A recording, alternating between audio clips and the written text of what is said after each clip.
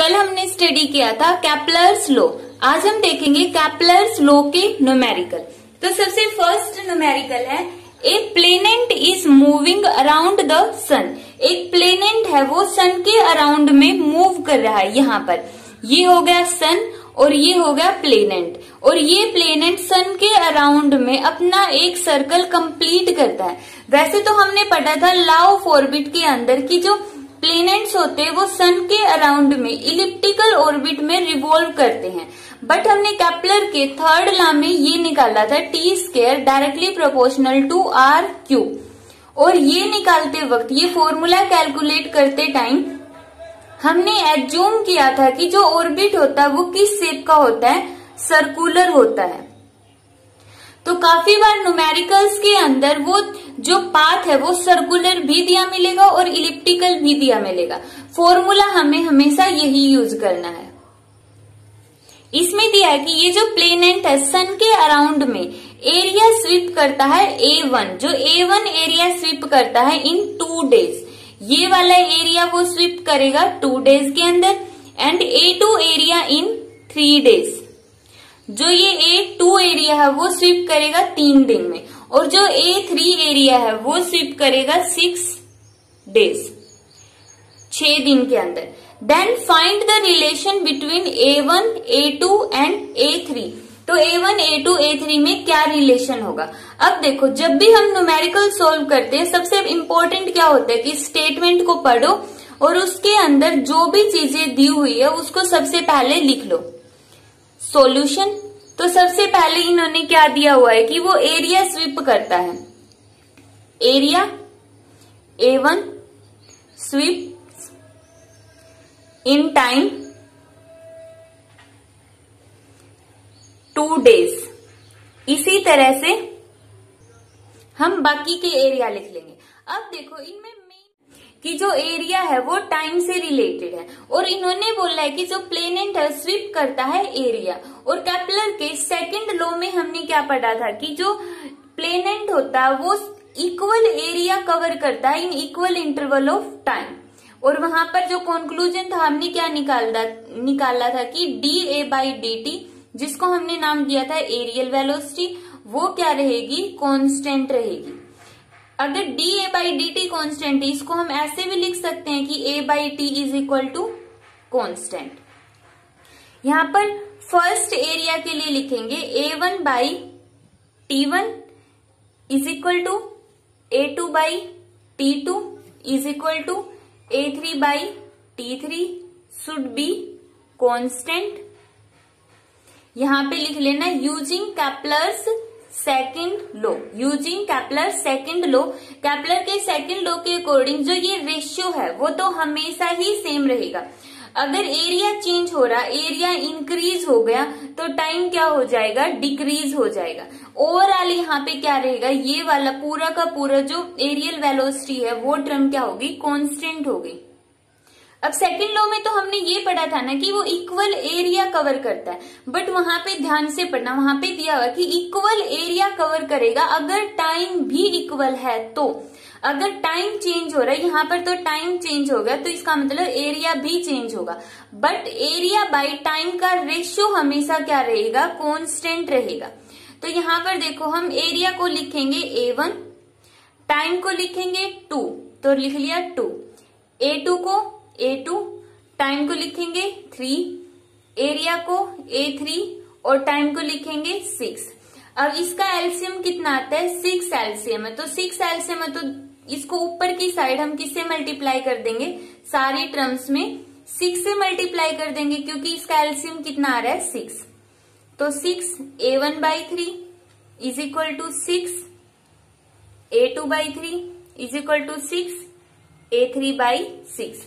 जब भी हमें, जैसे इन्होंने पूछा relation between A1, A2, A3, relation निकालना हो तो इसको हमें सॉल्व करना पड़ेगा, क्योंकि नीचे एज इट इज हम छोड़ नहीं सकते।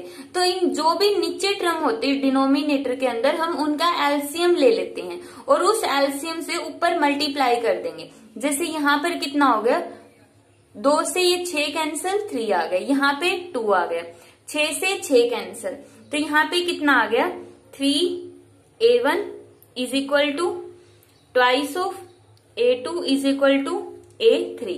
तो इसका मीनिंग है कि जो एरिया A3 है वो सबसे बड़ा है। ये A3 वाला एरिया क्या है, सबसे बड़ा है। किसके इक्वल है, एरिया A3 3 टाइम्स है A1 का, जितना A1 का एरिया उससे 3 गुना बड़ा है। और A3 A2 से कितना बड़ा है, 2 गुना बड़ा है, 2 टाइम्स ग्रेटर देन A2। तो इस तरह से हम रिलेशन निकाल सकते हैं एरिया का using Kepler's second law. Next numerical है, the figure shows elliptical orbit of a planet P about the sun. ये जो फिगर है इसके अंदर यहाँ पे ये हो गया सन, और यहाँ पे प्लेनेट है वो रिवॉल्व कर रहा है around the sun in elliptical orbit. यहाँ पे जो एरिया होगा CSD, जो ये वाला एरिया है ये किसके इक्वल है, twice the area of ASB। इस एरिया का क्या होगा, डबल होगा, इससे 2 गुना ज्यादा है। If T1 is the time taken by the planet to move from C to D, इसने ये वाला एरिया कवर करने में T1 टाइम लिया है, and T2 is the time to move from A to B, और A से B time तक मूव करने में उसने कितना टाइम लिया है, T2। तो ये टाइम पीरियड हो गया T2। तो determine the ratio of T1 by T2। तो यहाँ पर भी देखो क्या दिया हुआ है, एरिया दिया हुआ है और टाइम दिया हुआ है। तो इसका मतलब हाँ क्या यूज करेंगे हम, Kepler's second law, using Kepler's second law. Kepler second law के अकॉर्डिंग क्या होता है, A1 by T1 is equal to A2 by T2। यहाँ पे निकालना क्या है, T1 बाई T2। तो यहाँ पे T1 को हम राइट साइड में ले जाएंगे तो हो जाएगा T1 by T2 A1। A2 को जब हम लेफ्ट साइड में लेकर आएंगे तो आ गया डिनोमिनेटर में। तो यहाँ पर देखो A1 की वैल्यू कितनी है, A1 कौन सा एरिया है, यहाँ पर कंसीडर कर लेते हैं कि जो A1 एरिया है वो इन्होंने दिया, देखो T1 is the time C to D, CD वाला एरिया ही क्या होगा फिर A1 होगा। तो यहाँ पर हम लिखेंगे एरिया ऑफ CSD। और A2 क्या है, A2 टाइम पीरियड T2 के अंदर जो ट्रेवल किया है, T2 में कौन सा एरिया कवर किया है, A से B तक। तो यहाँ पर कौन सा एरिया आएगा, एरिया ऑफ ASB। अब जो एरिया ऑफ CSD है वो इन्होंने कितना दिया है, twice the area of ASB। तो यहाँ पे हम क्या लिखेंगे, twice the area of ASB और डिवाइड बाई ASB। ASB से ASB कैंसिल, यहाँ पे कितना बच गया 2। तो यहाँ पे किसकी वैल्यू आ गई है, T1 बाई T2 की। तो इससे क्या मिल गया हमें कि T1 is equal to twice of T2। और इससे हम कंक्लूजन क्या निकालेंगे, ये तो हमने मैथमेटिकली जो आंसर इन्होंने बोला था वो मिल गया हमें। अब इस न्यूमेरिकल को थोड़ा समझते हैं, इसमें क्या दिया हुआ। देखो केपलर का सेकंड लॉ क्या बोलता है कि जो एरिया है सेम टाइम में वो सेम ही कवर करेगा। तो यहाँ पर इन्होंने T1 कितना लिया है, T2 से 2 गुना लिया, जितना टाइम यहाँ पे लिया था उससे 2 गुना उन्होंने यहाँ पर लिया है। दुगना टाइम लिया तो एरिया भी कितना हो जाएगा, दुगना ही कवर करेगा। यही बात इन्होंने बोली है यहाँ पर। नेक्स्ट न्यूमेरिकल है, a satellite of time period 24 hour. तो यहाँ पर सबसे पहले टाइम पीरियड दिया है सैटेलाइट का, जिसको हमने मान लिया TS। उसकी वैल्यू कितनी दी है, 24 hour. Is orbiting the earth, earth के अराउंड में ऑर्बिट कर रहा है। मान लेते हैं कि ये है अर्थ, ठीक है, ये हो गई अर्थ। अर्थ की रेडियस कितनी होती है, R 64,000 किलोमीटर, ठीक है। तो ये अर्थ के अराउंड में रोटेट कर रहा है इस तरह से। अब जो इस सैटेलाइट की हाइट है अर्थ से वो कितनी है, 6R की डिस्टेंस पर है, अबोव द सरफेस ऑफ अर्थ।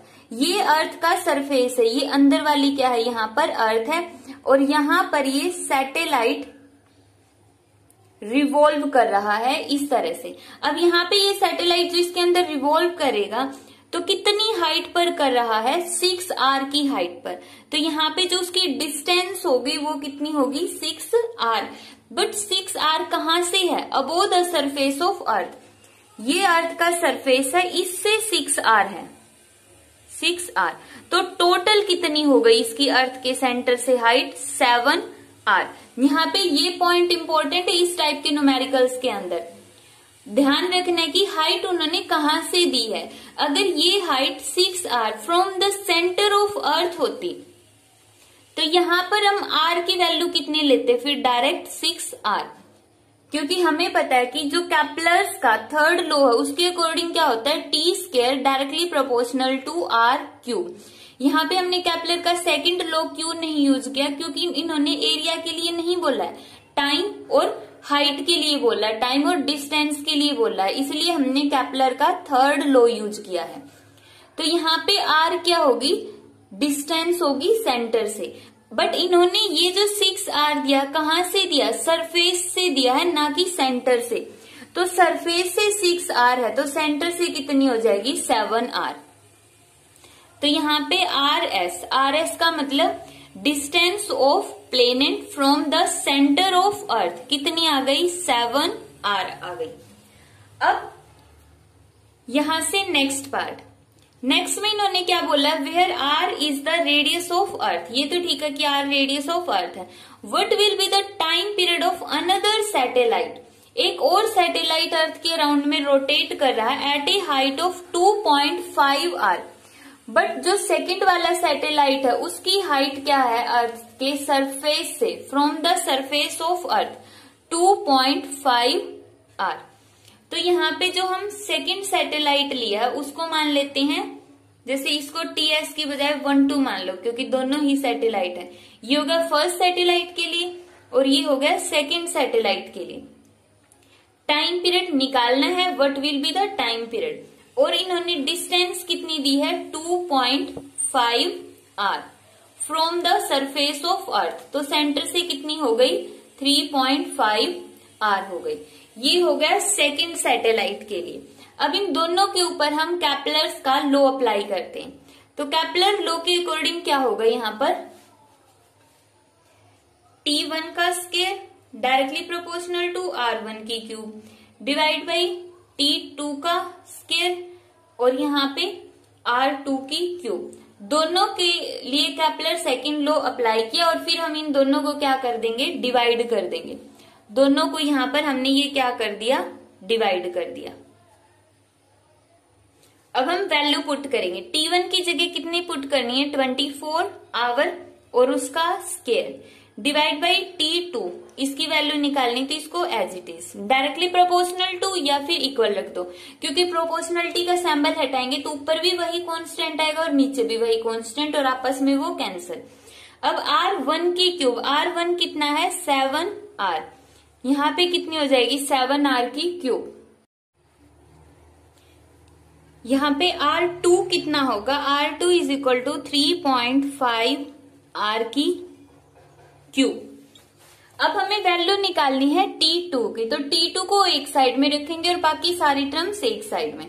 तो 24 का स्क्वायर, अब इसको इस साइड लेकर आएंगे तो 3.5 की क्यूब r की क्यूब डिवाइड बाई 7 की क्यूब मल्टीप्लाई बाई r की cube is equal to T2 का स्क्वायर। यहां से हमने r को बाहर निकाल लिया, तो r की क्यूब से r की क्यूब कैंसिल।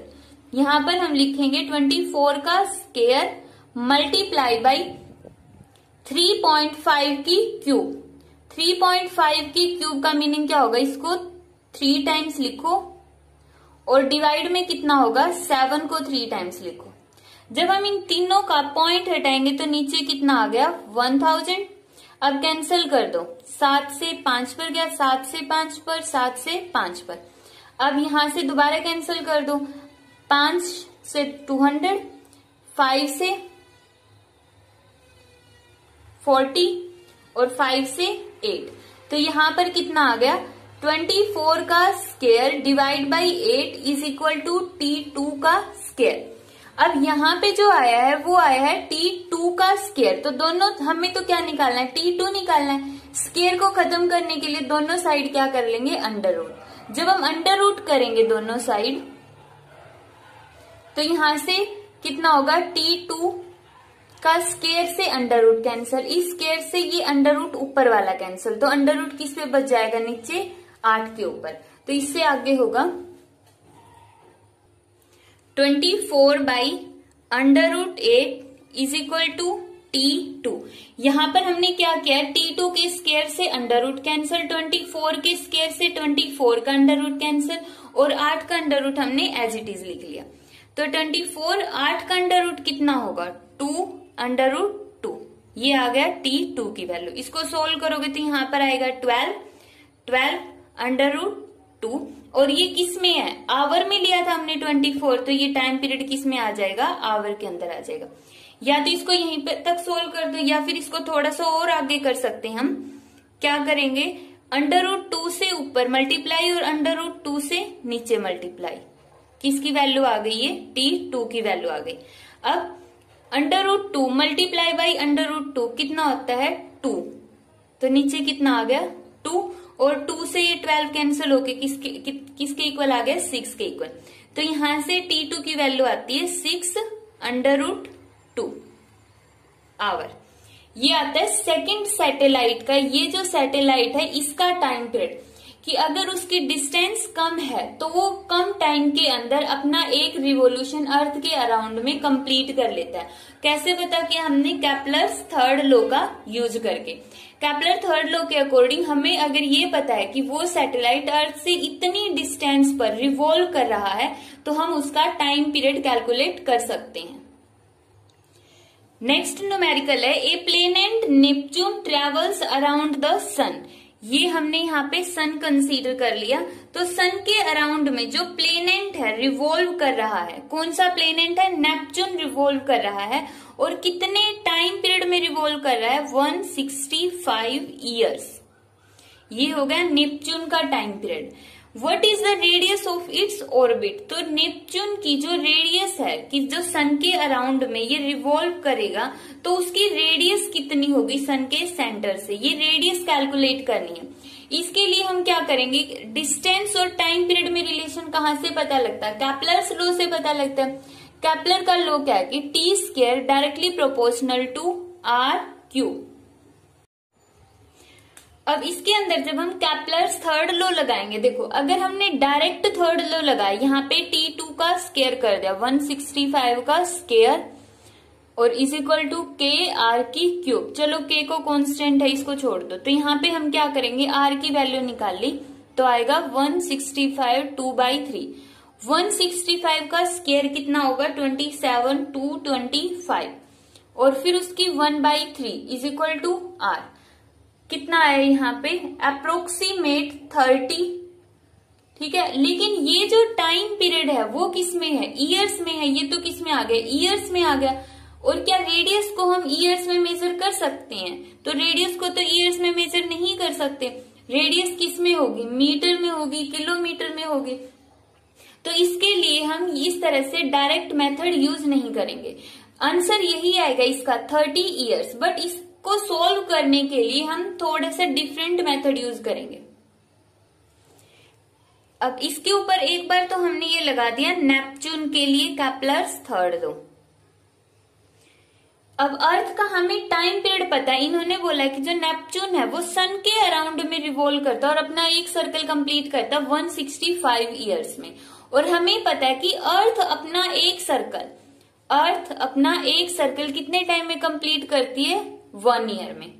और अर्थ की रेडियस भी हमें पता है कितनी होती है, 64,000 किलोमीटर। बट यहाँ पे वैल्यू पुट करने की जरूरत नहीं है, डायरेक्ट आर पुट करो। तो यहाँ पे हमने पुट कर दी are.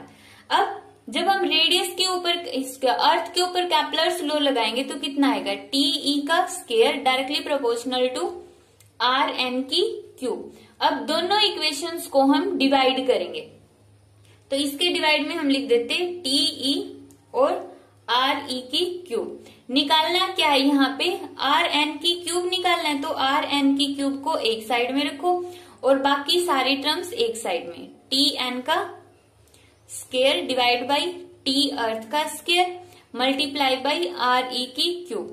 Tn time period of Neptune कितना है 165 का स्क्वायर।